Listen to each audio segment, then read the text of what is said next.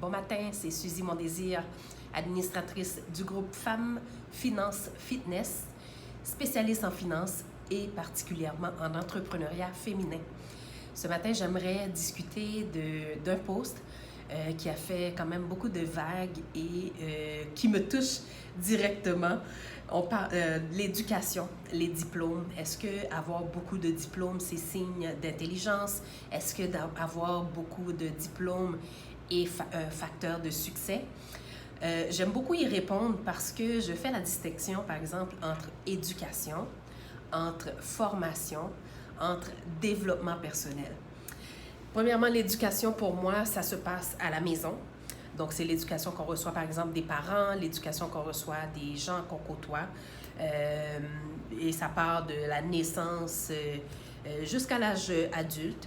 L'éducation, c'est la façon d'être, les manières qu'on donne à nos enfants. Je sais que dans beaucoup de cultures, on fait une grande distinction entre l'éducation qu'on donne à la femme, à la fille, à la jeune fille, et l'éducation qu'on donne aux jeunes garçons. Donc, l'éducation, entre autres, pour moi, c'est quand l'homme tire la chaise pour la femme, laisse passer la femme, ouvre les portes. Là, pour moi, on parle d'éducation. Quand on parle de formation, la formation, c'est c'est une forme d'éducation qu'on reçoit à l'école. C'est plus académique. Ce sont les matières dont on discute à l'école, apprendre à compter, lire, écrire, etc. Est-ce que ça forme l'individu? Certes, oui. Il y a quand même une bonne distinction, dépendamment du type d'école où est-ce qu'on va. Je ne rentrerai pas dans la discussion à savoir est-ce que l'école publique versus l'école privée apporte une différence. J'ai mon opinion là-dessus. Si vous me posez la question, je vais répondre.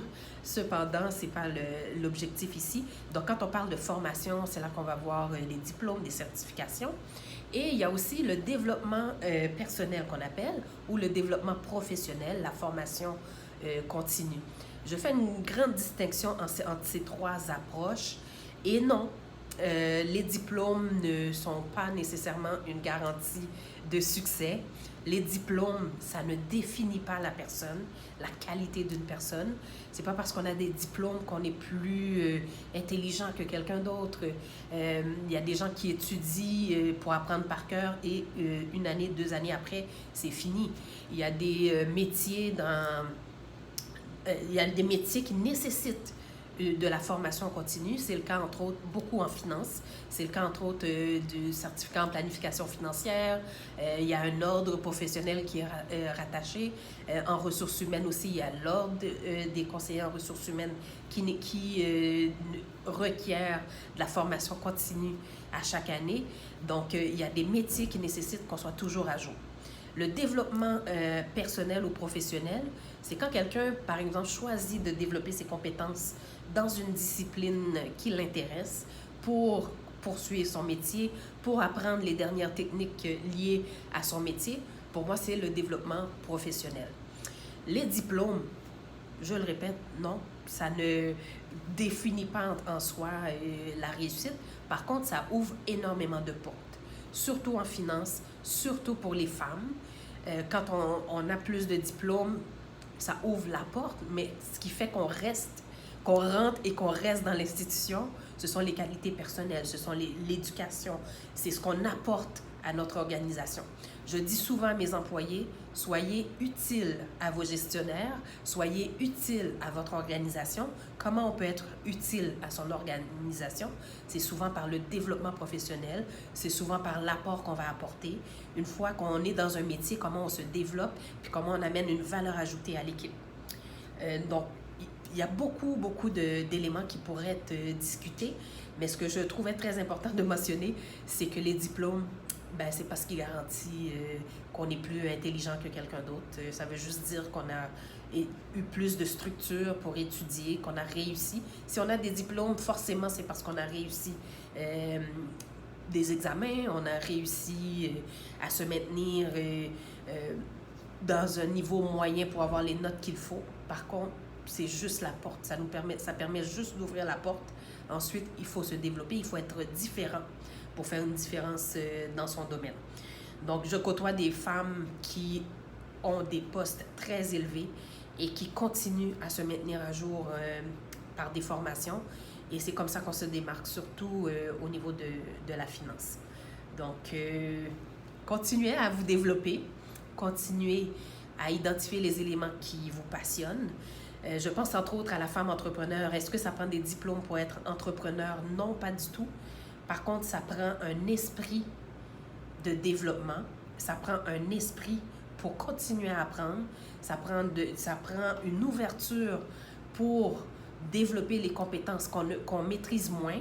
Quand on est travailleur autonome et qu'on doit, par exemple, gérer un budget, gérer des employés, ça nécessite forcément des spécialités qu'on n'a pas développées à l'école.